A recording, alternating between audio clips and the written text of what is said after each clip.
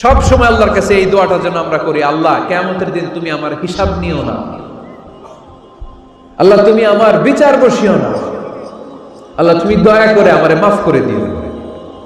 আল্লাহ যার বিচার করবেন ও জাহান্নামে যাবে, আর যার বিচার করবেন না সে জান্নাতে যাবে।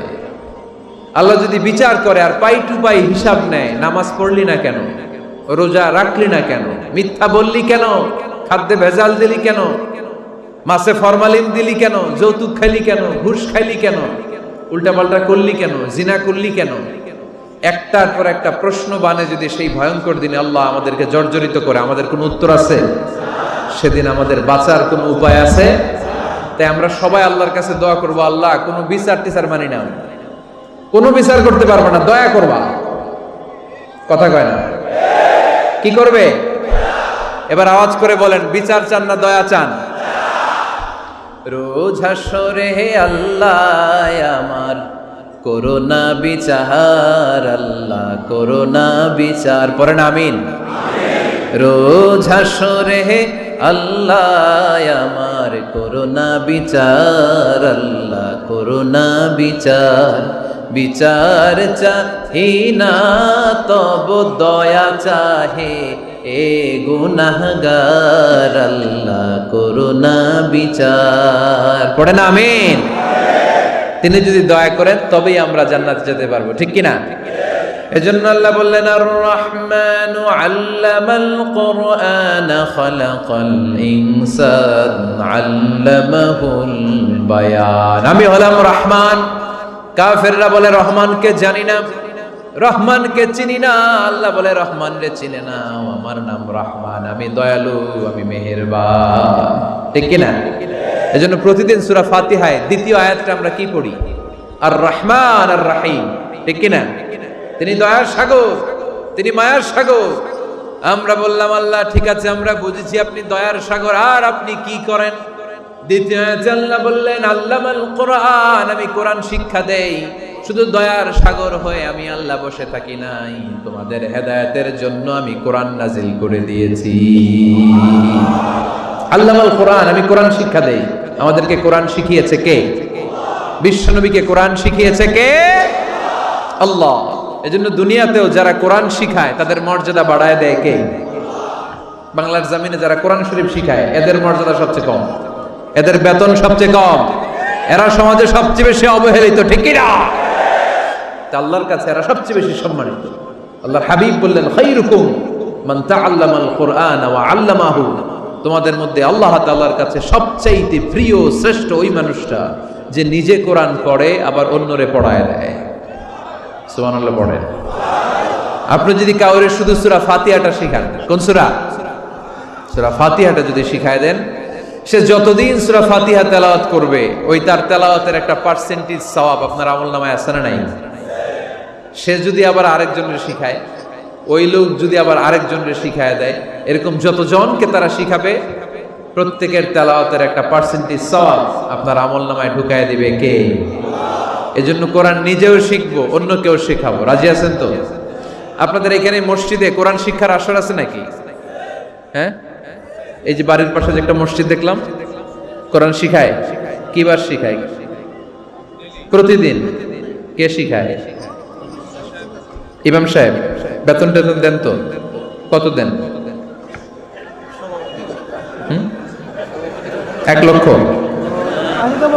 মাসে? 5,000 বলে কি? এক একটা ইমামের কমসে কম 1 লক্ষ টাকা বেতন হওয়া দরকার, ঠিক কিনা? না খেয়ে না পড়ে অল্পতে তুষ্ট থেকে যারা শুকরিয়া করে এরা আমাদের আইম্মাতুল মাসাজিদ, মসজিদের ইমামরা, মসজিদের মুয়াজ্জিনরা। এক একটা মসজিদের মুয়াজ্জিনের গলা হবে এরকম বিশাল উঁচু। কিয়ামতের ময়দানে সবাই আমরা এর দিকে তাকায় থাকবো, কিরে ভাই তোর গলা উঁচু কেন? সে বলবে, আমার এই গলা দিয়ে প্রতিদিন 5 বার আমি আজান দিয়েছি। কিয়ামতের ময়দানে ঠিকই সম্মানিত, দুনিয়ায় আমরা চিনলাম না ওনাদেরকে। এজন্য কোরআন শিক্ষার আসর জন্য আমরা গড়ে তুলি। তালিমুল কোরআন প্রজেক্ট লাগবে, শিশুদের কোরআন শিক্ষার আসর, নারীদের কোরআন শিক্ষার আসর, বয়স্কদের কোরআন শিক্ষার আসর। আমরা কোরআন শিখে মরতে চাই, কোরআন জেনে মরতে চাই। No excuse will be granted that day. সেদিন আল্লাহ কোনো এক্সকিউজ গ্রহণ করবে না। সব পারো, হিন্দি তো ঠিকই কইতে পারো, হিন্দিতে কথা কইতে পারে না ছেলেপেলেরা? হিন্দি সিনেমা এমন দেখা দেখে হিন্দিতে কথা কইতে পারে, তো হিন্দি ভাষা বুঝতে পারলে শিখতে পারলে আরবি পারলা না কেন? কোনো এক্সকিউজ ওজোর আপত্তি সেদিন আল্লাহ গ্রহণ করবে না। শরীয়তপুরের ভাইরা, আসুন আমরা কোরআন শিখি, আসুন আমরা কোরআন পড়ি, প্রতিদিন একটা আয়াত হলেও কমপক্ষে আমরা যেন কোরআনের অর্থ পড়ি, বঙ্গানুবাদ পড়ি। রাজি আছেন তো? আপনাদের স্মার্টফোন আছে কার কার হাতে দেখি?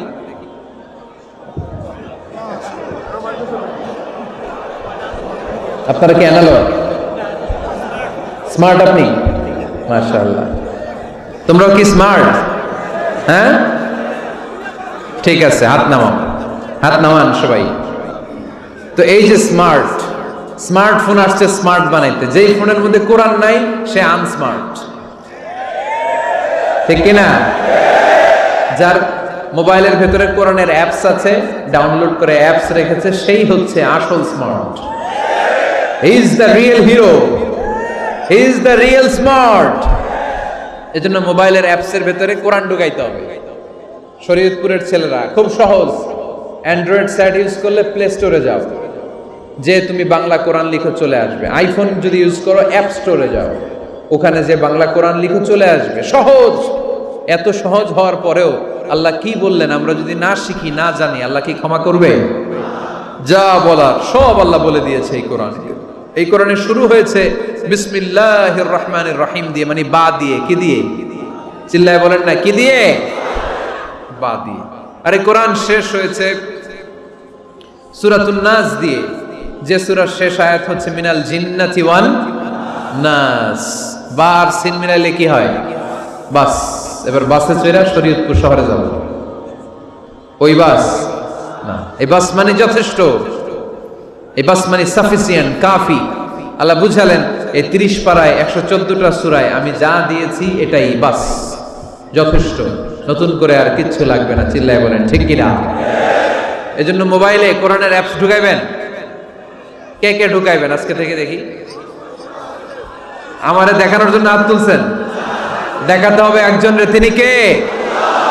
আল্লাহরে দেখান, আল্লাহর ফেরেশতারে দেখান। এখন কই মারছে হাত? আল্লাহর ফেরেশতার কথা কইছি, আর ভয় ঢুকছে। ঢুকাবেন ঢুকাবেন, এদিকে হাত তোলে না কেন? আছে? মাশাআল্লাহ, হাত নামান। আল্লাহ তুমি সব ভাইদেরকে কবুল করো। আমরা যেন মোবাইলে হিন্দি সিরিয়াল না দেখি, আমরা যেন ড্যান্স না দেখি, উলঙ্গ নৃত্য যেন না দেখি, আমরা যেন এই মোবাইলে কোরআন পড়ি। আমরা কান দিয়ে যা শুনবো তাতে যেন সওয়াব হয়, আমরা চোখ দিয়ে যা দেখবো তাতে যেন সওয়াব হয়, ঠিক কিনা?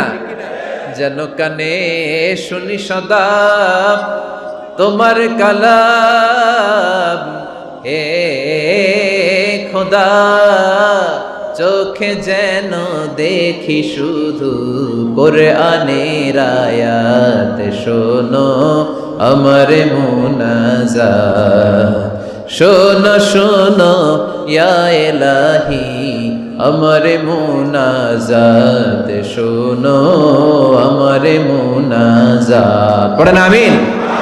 তাহলে আমরা যে কিতাবটারে সঙ্গী বানাবো, কিতাবটার নাম সবাই বলেন। আমরা যে কিতাবটারে বন্ধু বানাবো, এই কিতাবটার নাম, এটা আল্লাহর কিতাব। এই কিতাব সংরক্ষণের দায়িত্ব নিয়েছে কে? এই কিতাবকে কেউ ধ্বংস করতে পারবে? এই কিতাবের পিছু লেগে কেউ সুবিধা করতে পারবে? এই কিতাবের তাফসীর কেউ বন্ধ করতে পারবে? অসম্ভব। কোরআনের কথা ছড়িয়ে পড়বে যুগ থেকে যুগ, যুগান্তরে, দেশ থেকে দেশ, দেশান্তরে, ঠিক না? এটা এমন কিতাব, এই কিতাবের পিছু লেগে লাভ নাই। এই কিতাবের বাণী ছড়িয়ে পড়বে গোটা বিশ্বময়। অনেকে অনেক ষড়যন্ত্র করেছে এই কিতাবকে ধ্বংস করে দেওয়ার জন্য। আমাদের এই খোদ ভারতবর্ষে ষড়যন্ত্র হয়েছিল। ব্রিটিশরা যখন চলে গিয়েছিল, ওরা প্ল্যান করেছিল এই কিতাবকে কি করে আমাদের থেকে ডিটাচ করা যায়, কেমন করে আলাদা করা যায়। এর একটা কমিটি করে দিয়েছে, আপনারা গবেষণা করে দেখেন এই ভারতবর্ষ থেকে কেমন করে কোরআন দূর করা যায়। তারা বুদ্ধি করে বলল এক কাজ করি, কারণ তাদের কোরআনের কপিগুলো মসজিদ থেকে বের করে আমরা আগুন দিয়ে জ্বালাই দিব, তাইলেই কোরআন শেষ। কোরআনের কপি যদি আগুন দিয়ে জ্বালায় দেওয়া হয় তাহলে তো পৃথিবীতে কোরআন থাকবে না, না থাকবে? যদি আগুন লেগে ধ্বংস হয়ে যায়,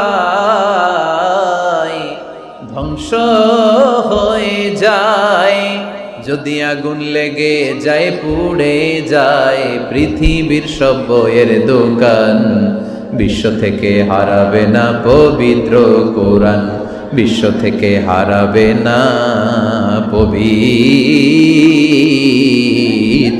কোরআন। ঠিক কি না?